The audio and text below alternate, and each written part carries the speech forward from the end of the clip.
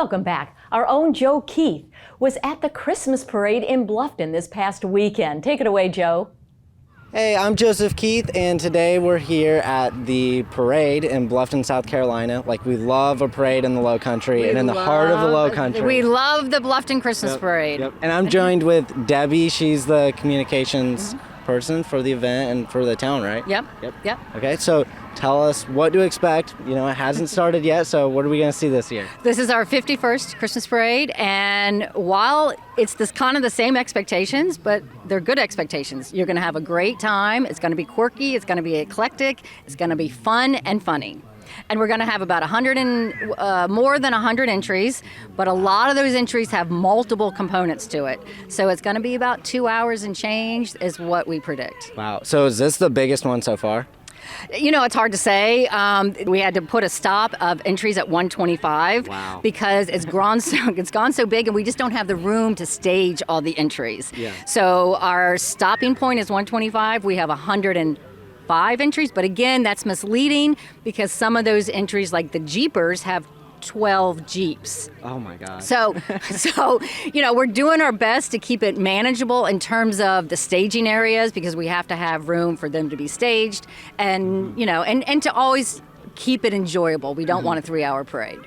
If we didn't have the cutoff, we could probably have a parade all day. Absolutely, yes. Because you have the civic organizations, you have churches, you have the school bands, and everyone is celebrating who they are, what they are, and what they do. It's really just a celebration of who we are. Yeah, it's one of the biggest events you were saying here, one of the most anticipated events. Yes. And we also have judges here judging the floats, right? Right. What are they looking for? So we have 3 judges, and they're picked on their contributions to the town. And the criteria is kind of Bluffton-esque, meaning there's not, you know, it's not a point system or a spreadsheet. It's, you know, who they decide by consensus wins. And there's 3 awards: Best Float, Best Performance, and State of Mind. And State of Mind, the Bluffton State of Mind Award goes to whatever they think deserves it. For instance, we had one float that gave out, they were a band, and they gave out old instruments to the middle school in the middle of the parade. So we thought that was a wonderful contribution. So State of Mind could be anything they interpret it to be. Wow, that's amazing. And then we have, later today, we have the Christmas tree lighting. It was last night. Or that was last night? That was last night. Okay. Yeah. Wow, there was like 3 different Christmas tree lightings going on yesterday. Correct, yes. Yeah. They copied Bluffton, by the way, but Oh. that's okay, yeah. So the tree was lit. It's a 30-foot Fraser fir from the mountains of North Carolina, and we did that last night, and it was a winter wonderland. I've joked that we should be on the Hallmark Channel in terms of a scene, and there was an article that came out yesterday that called us Norman Rockwell-esque, and we should be in the Hallmark Channel. I'm like, I'm not the only one saying this. Yeah, so you're not crazy. You're on to something here. I may be crazy, but not in that category, yeah. All right, Debbie. Well, thank you so much for all the information. Hey, thank you, Joe.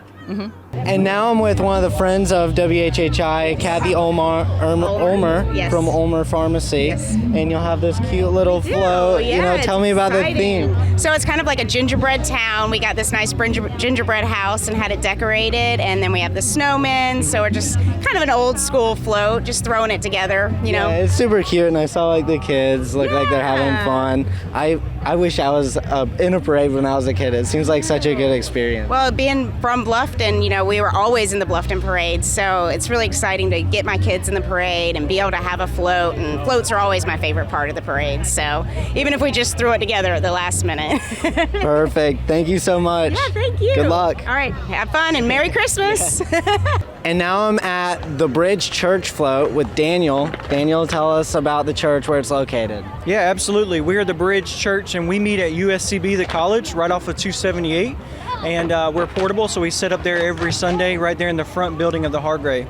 Okay. And tell us about your float. It looks like it's Mary and Joseph in the manger. Yeah, that's right. Yeah. Mary, Joseph, the manger. We have the kids dressed up. We have wise men. And so we try to make it a good mix. We got Santa up there and also live music. So trying to kind of have your nice Christmas story, but also some Santa in the mix too. Yeah, well, it's great to see y'all being a part of the parade. It's a great event.